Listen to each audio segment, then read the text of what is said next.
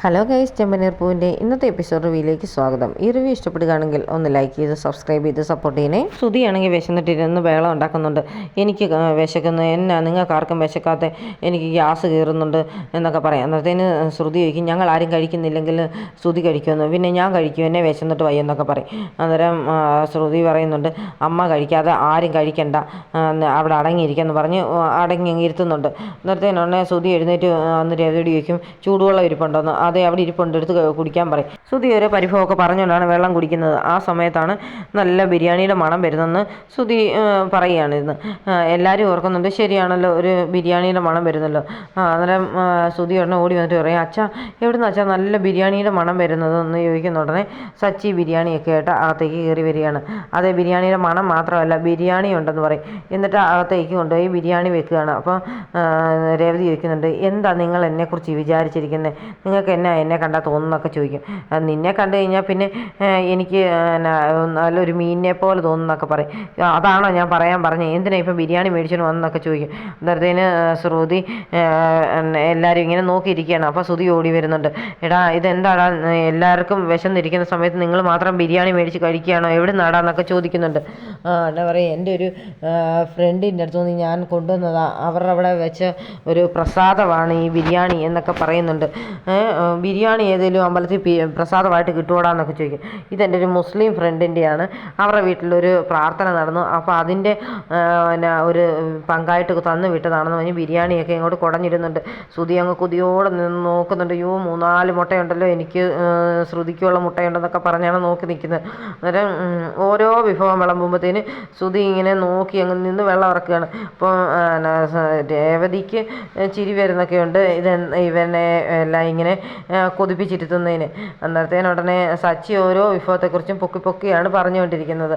അന്നേരത്തേന് ശ്രുതിക്ക് അത് കേൾക്കുമ്പോൾ അങ്ങ് സന്തോഷമാണ്, കഴിക്കുന്ന കാര്യമായുണ്ട്. ശ്രുതി ഉടനെ ഓടി വന്നിട്ട് പറയും, അതേ എല്ലാവർക്കും ഉള്ള ബിരിയാണി ആവാൻ മേടിച്ചുകൊണ്ട് വന്നിരിക്കുന്നത്, വാ ശ്രുതി, വാ അമ്മേ, അച്ഛാ വാ നമുക്ക് കഴിക്കാമെന്നൊക്കെ പറയുന്നുണ്ട്.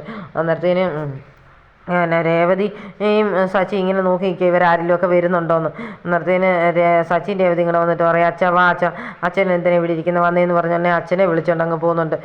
അച്ഛനെ കൊണ്ട് നിർത്തിയിട്ട്, നല്ല മണമല്ലേ അച്ഛാ, നല്ല ബിരിയാണി അല്ലേ എന്നൊക്കെ ചോദിക്കും. ശരിയാണ്, നല്ല ബിരിയാണിയാന്ന് രവീന്ദ്രൻ പറയുന്നുണ്ട്. ചന്ദ്രമതിക്ക് എഴുന്നേറ്റ് പോകണമെന്നുണ്ട്, പക്ഷേ മിണ്ടാതിരിക്കുകയാണ്. അങ്ങനെ ശ്രുതിയെ പിടിച്ച് അവിടെ ഇരുത്തും, ആക്രാന്തം കാണിക്കാമെന്ന് പറഞ്ഞ്. കുറച്ച് നേരം ഇരുന്ന് കഴിഞ്ഞിട്ടുടനെ ശ്രുതിയെ വിളിച്ചുകൊണ്ട് ശ്രുതി പറയും, വാ നമുക്ക് ആഹാരത്തിന് മുമ്പിൽ ഒരു പിണക്കവും വേണ്ടെന്ന് പറഞ്ഞ് വിളിച്ചുകൊണ്ട് വരികയാണ്. എന്നിട്ട് ഇവരുടെ അടുത്തോട്ട് വരുമ്പോൾ ഒരു ചമ്മലാണ് അകത്ത് കയറി ഇരിക്കാനായിട്ട്. ഇച്ചിരി നേരമൊക്കെ കറങ്ങി നിൽക്കുകയാണ് ഇവർ രണ്ടുപേരുടെ. എന്നിട്ട് ബിരിയാണിക്കിട്ട് ഇങ്ങനെ നോക്കി നിൽക്കും തോറും ഇവർക്ക് അങ്ങ് ബുദ്ധിമുട്ട് വന്നിട്ട് ശ്രുതി എന്ന് ചന്ദ്രമതിയോട് പറയും, വാ ആൻറ്റി ഇങ്ങനെ കഴിക്കാതിരുന്നാൽ BP കൂടും, കൊളസ്ട്രോൾ കൂടും, അത് ഇതുമെല്ലാം കൂടും, അതുകൊണ്ട് വാ, വയറ്റിൽ അൾസറൊക്കെ ഉണ്ടാകില്ലേ എന്നൊക്കെ പറയുന്നുണ്ട്. എന്നാ പറയും, ഞാനിങ്ങനെ കഴിക്കാതിരുന്നു, ഞാൻ കുറച്ച് നേരം നടന്നു കഴിഞ്ഞാൽ അങ്ങ് മാറിക്കോളൂ എന്ന് പറഞ്ഞ് നടക്കുകയാണ്. എന്നിട്ട് നോക്കുമ്പോഴത്തേനും ബിരിയാണി ഇരിക്കുന്ന കാണുമ്പോൾ അങ്ങ് സഹിക്കുന്നില്ല. ഉടനെ സച്ചി പറയുന്നുണ്ട്, അച്ഛാ ഇത് സാധാരണ ബിരിയാണിയൊന്നും അല്ല കേട്ടോ, ഇതൊരു പ്രത്യേക ബിരിയാണിയാണ് എന്നൊക്കെ പറയുന്നുണ്ട്. ഉടനെ ശ്രുതി പറയും, വാ ആൻറ്റി നമുക്ക് കഴിക്കാം, എന്തിനാ ആഹാരം കഴിക്കാതിരിക്കുന്നൊക്കെ ചോദിക്കുമ്പോഴത്തേന് എനിക്ക് വേണ്ട, നിങ്ങൾ വേണേ കഴിച്ചോളാൻ പറയും. അത് കേൾക്കേണ്ട താമസമുള്ളൂ. ഉടനെ ശ്രുതി പറയും, വാ ശ്രുതി നമുക്ക് കഴിക്കാമെന്ന് പറഞ്ഞ ഉടനെ പോയി അങ്ങിരിക്കും. അപ്പോൾ ചന്ദ്രമതി ഒറ്റയ്ക്കാകുകയാണ്. അന്നേരം നിൽക്കുന്ന ഉടനെ അപ്പോൾ അവർ വന്നങ്ങ് ഇരിക്കുന്നുണ്ടല്ലോ. അത് കഴിയുമ്പോഴത്തേന് രേവതിയും സച്ചിയും കൂടി ഇങ്ങനെ നോക്കുന്നുണ്ട്, ചന്ദ്രമതി വരുന്നുണ്ടെന്ന്. ഉടനെ സച്ചി പറയും, അച്ഛാ ഇത് ഒരു പ്രത്യേക തരം ബിരിയാണിയാണ്, ഈ ബിരിയാണി കഴിക്കുന്നതിന് മുമ്പ് നമ്മളൊരു കാര്യം ആഗ്രഹിച്ചാൽ ആ കാര്യം നടക്കും എന്ന് പറയും. ഉടനെ എല്ലാവരും അതെന്താ അങ്ങനെയെന്നൊക്കെ ഉള്ള പരുവത്തിൽ ഇങ്ങനെ നോക്കുന്നുണ്ട്. ഇതേ ഒരു പ്രാർത്ഥന കഴിഞ്ഞ് കൊണ്ടുവന്നതല്ലേ, അത് കാരണം ഈ ബിരിയാണി കഴിക്കുമ്പം നമ്മൾ എന്തെങ്കിലും ആഗ്രഹിക്കണം, എന്നിട്ട് പ്രാർത്ഥിച്ചിട്ട് കഴിച്ചാൽ മതി, അത് നടക്കും. അതുപോലെ നമ്മളിൽ നിന്ന് ആരിലുമൊക്കെ വിട്ട് മാറി നിൽപ്പുണ്ടെങ്കിൽ അവരൊക്കെ ഇത് കഴിച്ചു കഴിയുന്ന ഉടനെ നമ്മുടെ അടിയിലേക്ക് ഓടിയെത്തും എന്നൊക്കെ പറയും. അങ്ങനെയൊക്കെ പറയുമ്പോഴത്തേന് രവീന്ദ്രന് സപ്പോർട്ട് കൊടുക്കുന്നുണ്ട്, ചുമ്മാതാണെന്ന് അറിയാമെങ്കിലും. അന്നേരത്തേന് ചന്ദ്രമതിക്ക് അങ്ങ് വരണോ വേണ്ടയോ എന്നുള്ളൊരു കൺഫ്യൂഷനിലടിച്ച് ഇങ്ങനെ നിൽക്കുകയാണ്. ഉടനെ ബിരിയാണി കഴിക്കാൻ ആഗ്രഹമുണ്ടല്ലോ, വാച്ച നമുക്ക് കഴിക്കുക, എല്ലാവരും ഇരുന്ന് കഴിച്ചാൽ മാത്രമേ അതിൻ്റെ ഫലം കിട്ടത്തുള്ളൂ, അതുകൊണ്ട് ഇങ്ങനെ ഓരോരോ കാര്യങ്ങളൊക്കെ പറയും. അപ്പോൾ ശ്രുതിയും വിളിക്കുന്നുണ്ട്, വാ അമ്മേ വാ വന്ന് കഴിക്കും, ബിരിയാണി കഴിക്കും, നല്ല ലെഗ് പീസൊക്കെ ഉണ്ടെന്നൊക്കെ പറഞ്ഞാണ് വിളിക്കുന്നത്. അന്നേരം രവീന്ദ്രൻ പറയും, ചന്ദ്രേ വാ നമുക്ക് കഴിക്കാം എന്ന് പറയും. എനിക്ക് വേണ്ട എന്നൊക്കെ പറയുന്നുണ്ട്. അല്ല അച്ഛാ, ചിലപ്പം ഇവിടുന്ന് പോയ ശ്രീകാന്തൊക്കെ ചിലപ്പോൾ ഇങ്ങനെ തിരിച്ച് വന്നാലോ ഇത് കഴിച്ച് കഴിയുമ്പം എന്നൊക്കെ പറഞ്ഞ് ഓരോ സോപ്പിടുകയാണ് സച്ചി എന്നെ. അത് കേൾക്കുമ്പോഴത്തേന് ചന്ദ്രമതി പതുക്കെ പതുക്കെ ഇങ്ങനെ നിൽക്കുക. എന്നിട്ട് പറയും, എനിക്കങ്ങനെ ബിരിയാണി തിന്നാനുള്ള ആഗ്രഹമൊന്നുമില്ല, പിന്നെ എൻ്റെ മോൻ തിരിച്ചു വരുമെങ്കിൽ അതെനിക്ക് ഭയങ്കര സന്തോഷമുള്ള കാര്യമല്ലേ, അത് കാരണം ഞാൻ വരാം എന്ന് പറഞ്ഞ് വന്നിരിക്കുകയാണ്.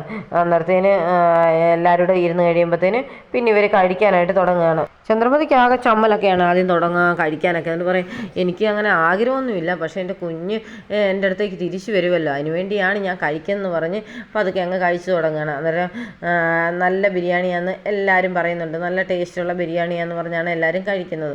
അങ്ങനെ കഴിച്ചുകൊണ്ടിരിക്കുന്നതിനെ ശ്രുതി ചോദിക്കും, ഇത്രയും ഫ്ലേവറുള്ള ഒരു ബിരിയാണി ഞാൻ കഴിച്ചിട്ടേ ഇല്ല, ഇത് ആരുണ്ടാക്കിയതാടാന്ന് ചോദിക്കും.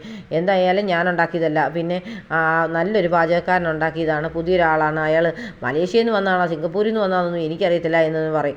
മലേഷ്യ എന്നുള്ള വാക്ക് കേൾക്കുന്ന ഉടനെ ചന്ദ്രമതി ഒന്ന് സ്റ്റക്കാവുന്നുണ്ട്. എന്നിട്ട് ഇങ്ങനെ ലെഗ് പീസും പിടിച്ചുകൊണ്ടിരുന്നിട്ട് ഉടനെ തന്നെ ശ്രുതിയോട് ചോദിക്കുന്നുണ്ട്, ശ്രുതി നിൻ്റെ അച്ഛൻ എന്താ മലേഷ്യയിൽ നിന്ന് വരുവാന്ന് പറഞ്ഞിട്ട് ഇതുവരെ ഇങ്ങനെ എത്താഞ്ഞത് എന്ന് ചോദിക്കും. അപ്പോൾ എല്ലാവരും ശ്രുതിയെ നോക്കുകയാണ്. ശ്രുതിയും കഴിച്ചുകൊണ്ടിരിക്കുന്നതിനിടെ പെട്ടെന്ന് അങ്ങ് സ്റ്റക്കാവുകയാണ്. അണ്ണ പറയാം, അതല്ല പ്ലെയിനെ കയറി എന്നല്ലേ പറഞ്ഞു, എന്നിട്ട് ഇതുവരെ ഇങ്ങനെ എത്തിയില്ലേ എന്ന് ചോദിക്കും. അപ്പോൾ സച്ചി പറയും, ആർക്കറിയാം ഇനി പ്ലെയിനെ കയറിയോ എന്നുള്ള കാര്യം എന്നൊക്കെ പറയുന്നുണ്ട്. അല്ല, ഞാൻ വിളിച്ചതായിരുന്നു അച്ഛനെ, എന്നിട്ട് വിളിച്ചിട്ട് കിട്ടിയില്ല, ഇപ്പം വിളിച്ച സ്വിച്ച് ഓഫ് ആണെന്നൊക്കെ പറയും. ഇങ്ങനെ ഓരോരോ കള്ളത്തരം പറഞ്ഞുകൊണ്ടിരിക്കുകയാണോ എന്നൊക്കെ ചോദിക്കുന്നുണ്ട് ചന്ദ്രമതി. രവീന്ദ്രൻ ചോദിക്കും, എന്താ മോളെ അച്ഛൻ അവിടെ നിന്ന് പുറപ്പെട്ടു എന്ന് പറഞ്ഞിട്ട് ഇതുവരെ ഇങ്ങനെ എത്തിയില്ലല്ലോ എന്ന്. അന്നേരം സച്ചി പറയും, ആർക്കറിയാം അച്ഛാ, ചിലപ്പം ഈ പ്ലെയിനൊക്കെ വല്ലവരുമൊക്കെ കട്ടുകൊണ്ടൊക്കെ പോവില്ലേ, അങ്ങനെ വല്ലതും പോയതായിരിക്കുമോ എന്നൊക്കെ ചോദിക്കുന്നുണ്ട്. അവിടെ രേവതി പറയും, അങ്ങനെ വല്ലതും ഉണ്ടെങ്കിൽ പത്രത്തിലൊക്കെ വരത്തില്ലേ, ന്യൂസിലൊന്നും വന്നില്ലല്ലോ എന്ന് പറയുന്നുണ്ട്. അപ്പം എന്നാ പറയണമെന്നറിയാതെ ഇങ്ങനെ കഷ്ടപ്പെട്ടിരിക്കുകയാണ് ശ്രുതിയെ. പിന്നെ കഴിക്കുന്നേ ഇല്ല ശ്രുതി. അന്നേരം ഉടനെ സച്ചി പറയും, അങ്ങനെയാണെങ്കിൽ അച്ഛനെ വിളിച്ചിട്ട് കിട്ടിയില്ലെങ്കിൽ ഇളയച്ചനെ വിളിച്ച് ചോദിച്ചുകൂടായിരുന്നോ, ഇയാൾ ഇന്നാൾ ഇവിടെ വന്നതല്ലായിരുന്നോ, എന്ത് ഇളയച്ചനെ വിളിക്കുക എന്ന് പറയും. ഞാൻ ഇളയച്ചനെ വിളിച്ചായിരുന്നു, വിളിച്ചിട്ട് കിട്ടാഞ്ഞതാണ്, ഇളയച്ചന് ഫോൺ എടുത്തില്ല എന്നൊക്കെയാണ് ശ്രുതി പറയുന്നത്. അന്നേരത്തേനുണ്ടെ ചന്ദ്രമതി പറയും, നീ കുറേ നാളായി എന്നെ ഇങ്ങനെ കളിപ്പിക്കാൻ തുടങ്ങിയിട്ട്, ഇനി എൻ്റെ അടുത്ത് ഇങ്ങനത്തെ കള്ളത്തരമൊന്നും പറ്റത്തില്ല, നിൻ്റെ അച്ഛൻ വരുമെന്ന് പറഞ്ഞ് പല പ്രാവശ്യമാകുന്നു ഇപ്പം കളിപ്പീർ, ഇനി നിൻ്റെ അച്ഛൻ വന്നേ പറ്റത്തുള്ളൂ, നീ ഒരു അറിഞ്ഞില്ലെങ്കിൽ അറിഞ്ഞോണം, എൻ്റെ സ്വഭാവം അത്ര ശരിയല്ല, എത്രയും പെട്ടെന്ന് നിൻ്റെ അച്ഛനോട് വന്ന് എന്നെ കാണാൻ പറ എന്നൊക്കെ പറഞ്ഞ് ഭീഷണിപ്പെടുത്തുകയാണ് ചന്ദ്രമതി ശ്രുതിയെ. അത് കേൾക്കുമ്പോൾ ശ്രുതി ഇങ്ങനെ വരണ്ടിരിക്കുന്നത് കാണിച്ചുകൊണ്ടാണ് ഇന്നത്തെ എപ്പിസോഡ് അവസാനിക്കുന്നത്.